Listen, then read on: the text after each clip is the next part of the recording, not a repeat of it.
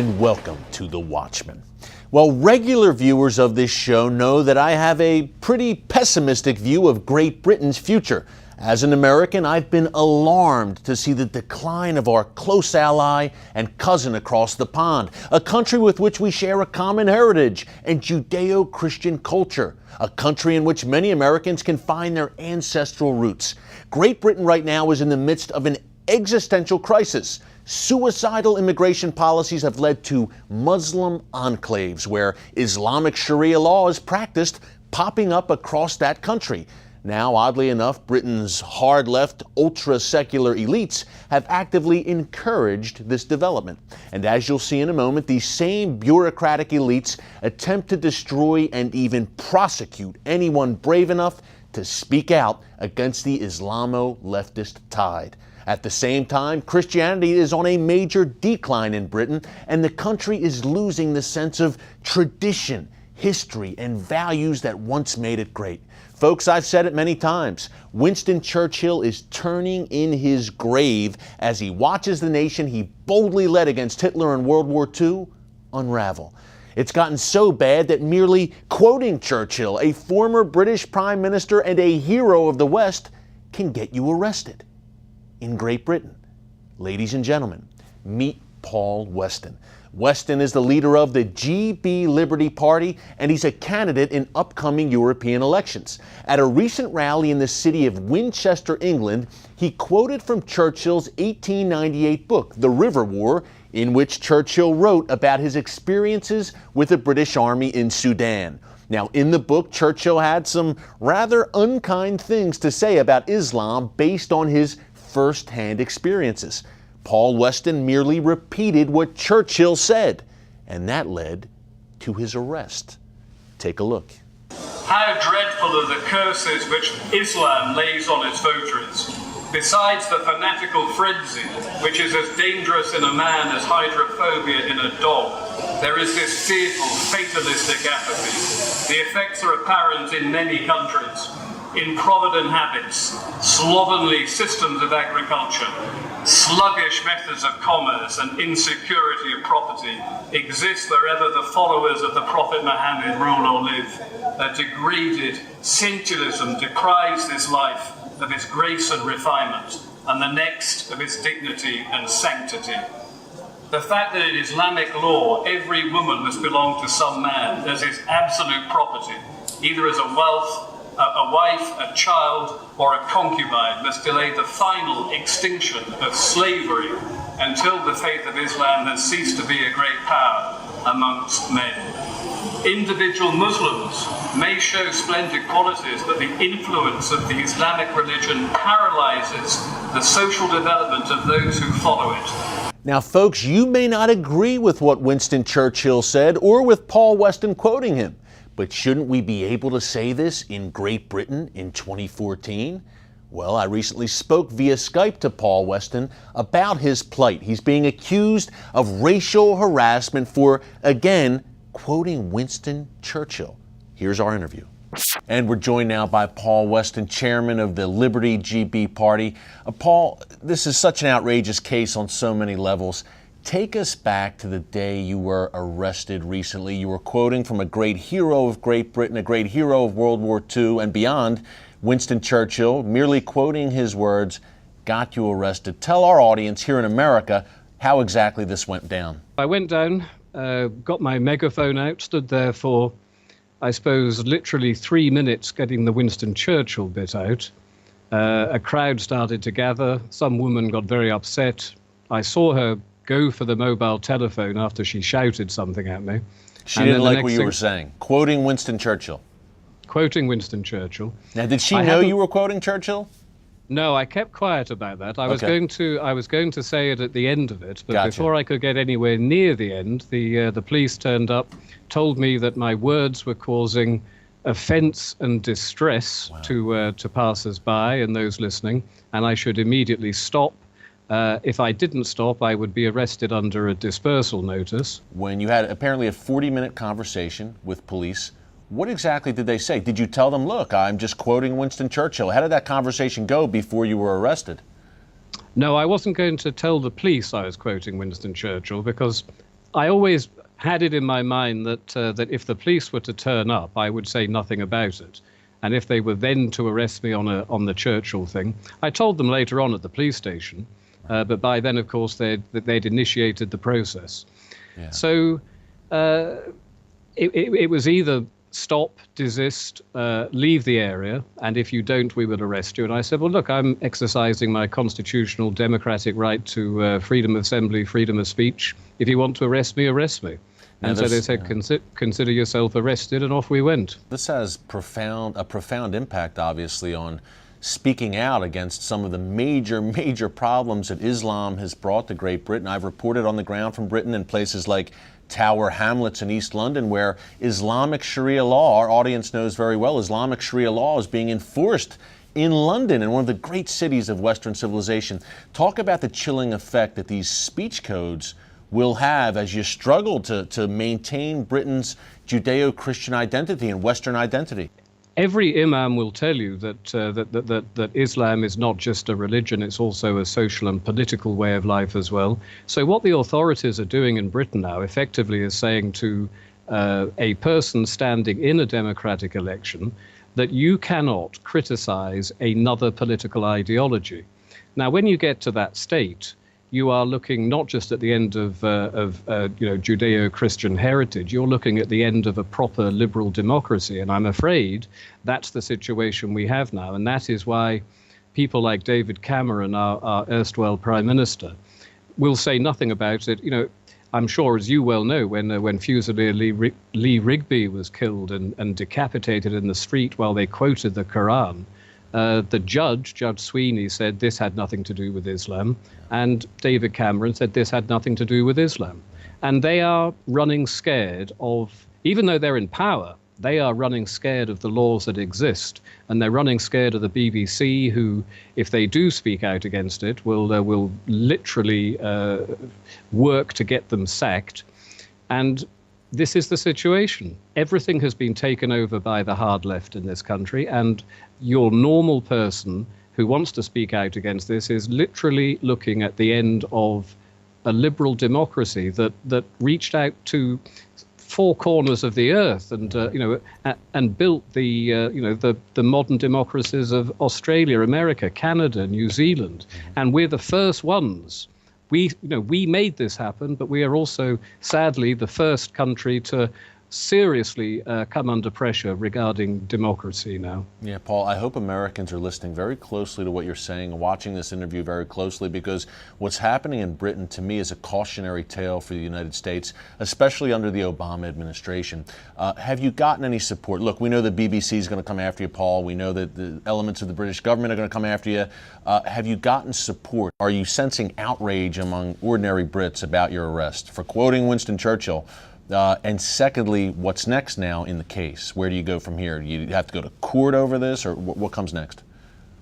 Well, let's do the court thing first. I'm bailed for 3 weeks. If I go back and I find that the Crown Prosecution Service is going to press charges, then yes, I will be going to court. On the outrage, there is such a vast gulf of difference between the English, the British, and the Americans, not just in the media, but amongst the people as well. The people here have been hit on the head for so long with accusations of Islamophobe and racist, and they are cowed, they're frightened, and it is nothing like America. The media over here, we had a Daily Mail, a good Daily Mail story on this. But pretty much everybody else, the Daily Telegraph had a bit of a hit piece on us. It was publicity, but it was still a hit piece. Other than that, all of the interest, literally all of the interest, has come from America, Canada, Australia, which is a shocking indictment of the fear in this country, the fear within the media themselves and the fear within the people. It's maybe it has something to do with the fact that we have lost our religion. In America, you still have a proper Christian belief and culture there. But, I pray to God that America listens not just to what I'm saying now, but to look and read and learn from the descent of Great Britain, previously called Great Britain. Look and learn and just see what's happening to us, because we might not be able to win this, but you will be able to look at us. You're 20, 30 years behind us, I think. Look and learn and see what happens, and don't, for God's sake, let it happen to you. Paul, I couldn't have said it better, my friend. Thank you so much. You're on the front lines there trying to save Great Britain, and we share in your prayer, and we hope that you can get things turned around. We need more men like you speaking out and being bold and being strong. So, Paul, keep up the fight, my friend. Thanks so much. Coming up next, could what's happening in Britain come to America? We're joined by one author who says it's already here. Stay tuned. Millions of Americans with an ostomy live their lives to the fullest every day. And over the last 10 years, thousands have chosen Liberator Medical as their caring and reliable resource for ostomy supplies. Liberator Medical is a nationally accredited Medicare, Medicaid, and insurance provider, so we can handle all your Medicare, Medicaid, and insurance paperwork and billing. And Liberator Medical has been chosen as a preferred supplier by all the leading ostomy manufacturers, including Coloplast, Hollister, Convatec, and Generics. We supply all these leading ostomy brands, so you can always get the ostomy supplies and accessories you want and trust. And all of our ostomy care specialists are product certified by the manufacturers. Shipping is free and discreetly delivered right to your door. Unhappy with your present ostomy supplier? Call Liberator Medical and ask about our free ostomy sampling program. We also offer catheters and urological supplies. Call 1-800-513-3076. That's 1-800-513-3076. Pat Boone here with some good news you can trust. Today, our faith, families, and our freedoms are under attack. Polls say 2 out of 3 Americans no longer trust government. A stalled economy, weakening dollar, and politicians willing to steal money from our children to waste on unfixable problems. So, whom can you trust? Well, our money still says in God we trust. But do we? Or have we quietly allowed the things we hold sacred to be stolen by the enemies of traditional values? Today, our government spends almost twice its income, running up a tab for future generations into the hundreds of trillions. How can you stop this from happening to your family? Well, it's all covered in a fantastic new book, The Great Withdrawal by Craig Smith and Dr. Lowell Ponte. Every American needs to read this book. Why don't you call now for a free copy of The Great Withdrawal? It's the simple truth you can trust.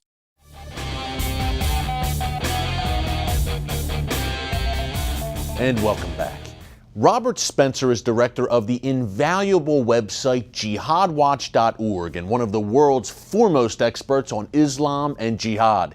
He's also a New York Times best-selling author, and his latest book is making major waves. It's called Arab Winter Comes to America, The Truth About the War We're In. And folks, it ain't pretty. This book is a major wake-up call for every American, and I spoke to Robert Spencer about it recently. Take a look. And we're joined now by Robert Spencer. Robert, welcome. Hey, thanks, Eric, for having me on. Much appreciated. Always great to have you with us, my friend. And I think your book hits so many current, timely topics. A good place to start, I think, Robert, is with this recent controversy at Brandeis University. Now, Ayaan Hirsi Ali, who's a courageous pro-freedom activist, has spoken out truthfully and boldly about what Islam does to women, was invited to speak at Brandeis. That invitation was revoked. Robert, what does that say about the state of things right now in terms of political correctness? Well, it shows that administrators at Brandeis and at university administrators all over the country, pretty much the entire liberal intelligentsia is completely in fear, cowering in fear before Islamic supremacist groups like the Hamas-linked Council on American Islamic Relations, which spearheaded this effort to get Hirsi Ali's honorary degree from Brandeis rescinded. The thing is that they target anyone and everyone who speaks honestly about the jihad threat, while the cancellation of Ayaan Hirsi Ali's honorary degree has gotten national attention. It's not really anything singular. Anybody who dares to speak the remotest critical word about jihad terror or Islamic supremacist efforts to bring elements of Islamic law to the United States is targeted in the same way, smeared, defamed, lied about, and event organizers who have asked them to speak, and this certainly includes me, they are pressured to cancel, and media firestorms are generated. It's a concerted effort to silence all criticism of jihad terror so that that jihad can advance unimpeded and unopposed. Robert, you give example after example of this in the book. Tell me, do you think this has gotten worse, this rampant political correctness, thought police, speech codes when it comes to frankly discussing the jihad threat. Has it gotten worse since the Obama administration? Very much so, Eric. It's gotten immensely worse. It seems as if nobody is willing to even do the slightest Google search and find out that these groups that are spearheading this kind of agenda of silencing all foes of jihad terror, like the Council on American Islamic Relations, nobody seems to care that they have ties to Hamas. Reza Aslan's Aslan Media, nobody seems to care that Aslan is a board member of a lobbying group for the Islamic Republic of Iran.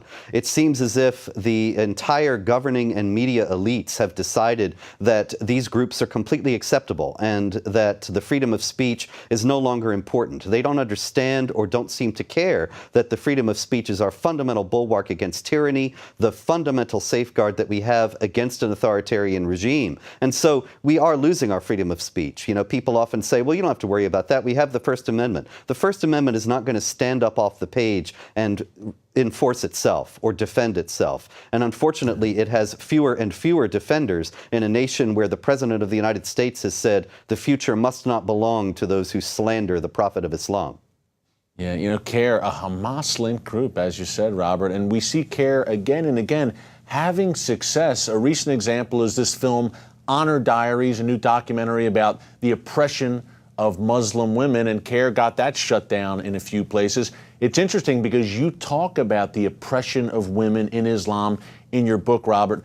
Talk about the silence, the deafening silence of the media, academia, the government in the face of female oppression, genital mutilation, etc. in the Islamic world. Well, see, this is the key thing that the book is about, Eric, actually the denial of the reality of the Islamic supremacist threat. And at the highest levels, we see it. When you're talking about women's rights, one of Obama's key advisors is Dalia Mogahed, who is a hijab-wearing, observant Muslim who has defended Islamic law and said that it was good for women on a television show in Britain that is operated by Hizb ut-Tahrir, an organization that is banned in many countries and is openly dedicated to imposing Islamic law all over the world. This is the kind of person that Barack Obama has representing him. It's no wonder that he has spoken out for the right of women to wear hijab in the United States and said we will defend that right as if anybody were challenging it, but has never said a word about the many women, both in Muslim countries and the West, who have been victimized, brutalized, even killed for not wearing the hijab. Those people have no representation in the government anymore. Up next, more with best-selling author Robert Spencer. Don't move. Attention sleep apnea patients. Are you tired of the expense and hassle of getting your CPAP and BiPAP supplies? Are you fed up with dealing with ill-fitting, leaking, or worn-out masks and straps? Are you worried about the effects that unsanitary tubes, cushions, and filters have on your health? If you said yes to any of these questions, Allied Medical Supply Network has the solution to your problems. You could qualify to have your supplies regularly delivered right to your door at little or no cost to you. That's right, no more inconvenience, no worn-out masks and straps, no more unsanitary equipment, just restful sleep. Call Allied Medical Supply Network today to determine if you may qualify to receive your fresh, brand-name supplies at little or no cost. Don't delay. Call us now to see if you are eligible to save money on regular delivery of your CPAP and BiPAP supplies. Call 1-800-815-9947. That's 1-800-815-9947. Or go to cpapsupplyhelpline.com. Announcing an important breakthrough in healthcare that can benefit everyone. If you or anyone you love needs affordable health insurance, regardless of a pre-existing medical condition, call Quick Insurance 123 today and get the immediate relief you deserve. Quick Insurance 123 was created to provide affordable health insurance to all uninsured Americans, with or without pre-existing conditions. This is not a discount card. This is a real insurance program that lets you choose from many affordable health plans, with access to doctors, hospitals, emergency services, and more. So call the number on your screen now and get the health coverage you need just for calling. As a special bonus, we'll send you a free prescription savings card that could save you up to 85% on your prescriptions. That's right, you could save up to 85% on your prescriptions just for calling. Call Quick Insurance 123 to find out how you can get affordable health insurance and receive your free prescription savings card just for calling. Don't wait. Getting a free quote is as easy as 1, 2, 3. Call today.